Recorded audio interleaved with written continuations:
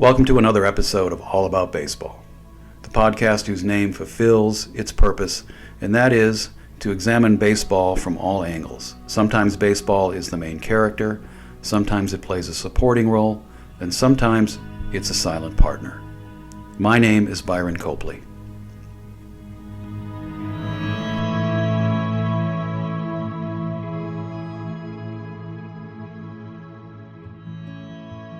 On June 18, 2024, the last five-tool player of my youth passed away. Willie Mays, he was 93. He joins a group, in my opinion, that include Mickey Mantle, Hank Aaron, Frank Robinson, Al Kaline, and Roberto Clemente. But of those six, I think that Mays was the best of all of them. Just like all those players, Mays could hit with power, field, throw, and run. And I think the differentiator here is the fact that Mays could run. And by run, I mean base run. Now, the other five players were great base runners. I'm not going to discount that. That's why they're five-tool players. But Mays was an elite base runner. I want to focus in this podcast on his base running and illustrate why I consider him an elite base runner and why he was considered an elite base runner of his time. But I think that skill may have been forgotten in lieu of everything else he accomplished in his career, the 660 home runs, the 2,068 runs scored. He was fourth in total bases all time, or is fourth in total bases all time with 6,080. And I think the reason why he ranks so high in some of those categories is because of his great base running. Mays was a base runner who wasn't satisfied with getting to the next base. He wanted to get from first to third, from second to home. He recognized the importance of base running as a way to disrupt the defense. I'll get into what I'm talking about in a minute. But let me start by just illustrating how Mays himself described how he ran the bases and why. In this one little detail about how he changed his approach depending on who was at the plate, in particular to who was hitting behind him at the time. I quote Mays here. Quote, "I was doing a lot of running on the bases in 1958 and 1959 up until the time Willie McCovey joined us. Then I cut down on it. The reason for this had nothing to do with me. It had to do with the man following me in the batting order." Unquote. So I'll paraphrase now what he's talking about. Earlier in his career, or at a point in his career, Orlando Cepeda, who himself was a great baseball player, who also recently passed away, is also a Hall of Famer, a World Series champion, a league MVP, and a feared power hitter, not on Mays' caliber, but still outstanding, was primarily a fastball hitter. So Mays would get large leads, aggressively large leads, from first base to distract the pitcher for one thing. He did that in any regard, but also to encourage the catcher to call more fastballs than off-speed pitches. It gives the catcher a better chance to throw out a stealing runner. So when Mays was on first and Cepeda was at the plate, he said, and I quote, "Now if a runner on first is a threat to steal second, the catcher in the back of his mind is going to be calling for more fastballs because that's the best pitch for him when he has to get rid of the ball in a hurry." Unquote. That all changed when McCovey joined the team. And the sports writers, as you'll see, did not understand Mays' motives and felt like he was slowing down because he wasn't stealing as many bases. But when McCovey joined the team and assumed the spot behind Mays, it wouldn't have done Mays any good to steal second base because then they would just intentionally walk McCovey in many situations. So Mays took leads so that he was held on first by the first baseman, and what that did was open a big hole between first and second because McCovey was a dead pull hitter. I said something earlier about disrupting the defense. That little motion there, that little change in Mays' approach, based on who was at the plate, gave McCovey a better chance to hit the ball through the hole because the hole was bigger. It's that simple. In other words, and I quote Mays, "The hitter behind me was getting his best shot, either when I was or wasn't running, depending on not who I was. I was still Willie Mays, but on who he was. Obviously, you don't play it that way every time, game in and game out, but it was deliberate, and it happened enough times so that sure enough, a local writer did a piece on how I was slowing down and used my declining stolen base skills to prove it." All Mays was doing was helping his team, just by changing his approach from leading off first base. Well, how did it do? Well, Orlando Cepeda had this to say about it. He's the guy who was the fastball hitter, so Mays was getting big leads to encourage the pitcher to throw fastballs. I quote, "He helped me every way a man can help another man. He put points on my batting average. He taught me plays. He even kept me from a lot of trouble. Now maybe it's a stretch, and I use that pun in light of the fact that Willie McCovey, whose nickname was Stretch, to consider that Mays taking a bigger lead off first base with Orlando Cepeda at the plate kept him out of trouble. But if you consider that it made him a better baseball player, he saw the success of his performance because he was seeing more fastballs, feeling more confident at the plate. Definitely make him a happier person, which means he probably wouldn't want to do anything to mess that up.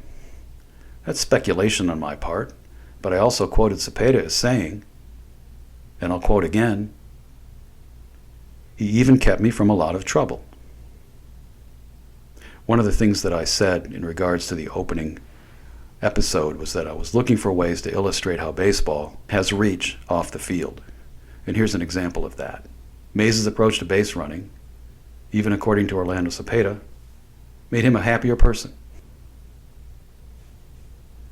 If there's a way to define Willie Mays' base running style, I would call it controlled aggression. There are many accounts of him going from first to third on a single to left, which isn't done very often, or turning singles into doubles. I tried that once in high school. I got thrown out at second base, but I'm no Willie Mays. Or advancing to home on a passed ball while he was on second base. These are all documented. It gets back to my point about Mays thinking about not the base in front of him, but the one after it. Now, when I played baseball, I didn't get past high school, but I used every inch of my ability and desire to play the game to the best of my ability, and I had an approach to base running. If I had the opportunity to share it with Willie Mays, I would like to, but I'll share it with you. One of the things I always try to do was to mimic that controlled aggression that Willie Mays applied on the bases throughout his career. And it's actually a style that I copied from him based on a story that our high school baseball coach shared with us during the season. And he wanted us to be influenced and even to imitate this approach to base running. He saw Willie Mays play once in the 1960s. I'm not sure where it was, but there was a left-handed pitcher up, and I don't know who the pitcher was, but our coach, as he described it, was marveling at the way Mays led off first base, and he'd never seen it before. And you don't see it now. And actually, even though we imitated it, no other team did. What Mays would do with a lefty lefty at the mound is that he would get an aggressive lead and then extend his left hand back towards first base, parallel to the ground. And when the pitcher made any move, whether it was to first or to home, his first shuffle step was a half step back towards first base. Our coach had never seen anything like that. And at first he was wondering what he was doing, couldn't figure it out. Then he recognized that two things. One, extending your hand towards first gave you the illusion of being closer to the base than you actually were. And two, if your first move on the pitcher's first move was back to first base, eventually the pitcher would just get tired of trying to pick you off, because when he did, and he did try to pick Mays off, he was safe by a wide margin. And then Mays stole second. And this is all in one situation here. After several throws to first base and Mays going back, standing up, the pitcher then delivered the ball home and Mays stole second easily. So we copied that style in high school. Extending the arm, getting big leads, moving back to first base with a lefty on. Didn't do it with a righty, just with a lefty. But I also had a few things that I did as a base runner that I thought gave me an edge. I hope Willie Mays would agree with me. The first one was, when I led off first base, I tried to leave the base when the pitcher wasn't looking at me. The pitcher then would have looked at me standing on first, and the next time he sees me, I'm 7 feet off the base. I thought that was effective in, again, disrupting the pitcher's concentration, because that's what a base runner is supposed to do. So that's one thing I would do. Whenever the pitcher looked away from me, for the first time, I would get a lead off first base. The second thing I do is focus on certain aspects of the pitcher's body. If a right-handed pitcher was up and he was off the rubber and I was leading off, I was focused on looking at his right hand where the baseball was. I always knew where the baseball was because I knew he could throw over at any time. And as soon as he made any motion of any kind, I'd go back to first. When the pitcher got in a set position, Then I would focus and key on his right heel. And this is something that I would coach my kids about. You don't have to look at anything but the pitcher's right heel. That's the heel that's on the rubber. If when the pitcher starts his motion, whether it's to home or first, you will know by what happens with that right heel immediately. If that right heel stays flat on the rubber, pitcher has to go home. If the right heel comes up, it's impossible for the pitcher to throw home. Pitcher's coming to first base. So you knew, as soon as you saw that heel do whatever it did, you would either return to first immediately or immediately explode to second base, based on what the pitcher's right heel did. If a left-hander was up, or I would key on the front foot, the right foot of the left-handed pitcher, because when he comes to a set position, his first motion is to move that right foot. And I would watch it. I would never steal the base unless I was certain that that back foot crossed over the entire rubber on his delivery. If that happens, then the pitcher has to go home. That's a rule. If he goes to first after that, it's a balk. The advantage of focusing on just a certain aspect, the detail of a pitcher's motion or body part, is critical for a base runner. You always want to focus on that. I don't like to coach players in negatives, but I'm going to say it. You never want to look at a pitcher's eyes when you're leading off. It's like a cobra mongoose thing. If you're looking at a pitcher's eyes, you can't see what the pitcher's going to do with his body. And a pitcher can fake you with his eyes very well, especially a lefty. I've seen many left-handed pitchers look at first base and throw home to freeze you. I've seen many left-handed pitchers look to home and throw to first blindly. If you're looking at a pitcher's eyes or head, you're looking in the wrong place. Who knows, maybe someday I'll be able to have a conversation with Willie Mays about his base running approach. I hope that's the case.